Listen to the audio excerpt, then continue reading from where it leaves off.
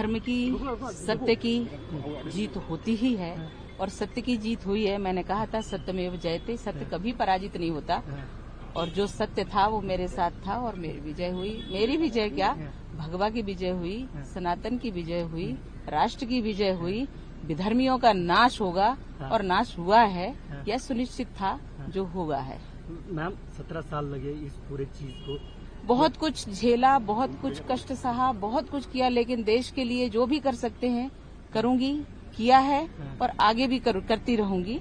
लेकिन हम कभी भी देश को कोई आंच नहीं पहुंचने देंगे अपने जीवित रहते हुए। मैम ये जो कोर्ट ने कहा है कि इस चीज में हाथ जो ट्रस्टी या आप थे, आप कभी नहीं थे। कोर्ट ने कहा है कि जो आरोप आपके ऊपर लगाए गए थे पूरे झूठे, ये पूरा केस सिर्फ कांग्रेस ने अपने षड्यंत्रों के कारण इसको बनाया है, पूरा केस बनाया है।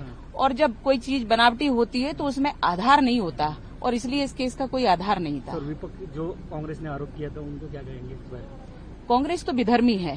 कांग्रेस हमेशा आतंकवादियों के लिए रोती है, हमेशा उनको सम्मान सूचक शब्दों से का प्रयोग करती है, जी लगाते हैं, साहब लगा के बात करते हैं। और जब भी हिंदुओं का कोई काम होता है या देश की कोई बात होती है तो इनको विरोध होता है और इसलिए कांग्रेस कभी देशभक्त पार्टी न बन पाई है न बन पाएगी। इनके ऊपर तो हमेशा ये जो हमारा प्रकरण रहा, ये 17 वर्षों के में इन्होंने जो कष्ट दिए हैं और जो भी कुछ बनाया करा है, जज साहब ने स्पष्ट ऑर्डर दिया है कि उसकी जांच होनी चाहिए और दोषियों को दंड मिलना चाहिए।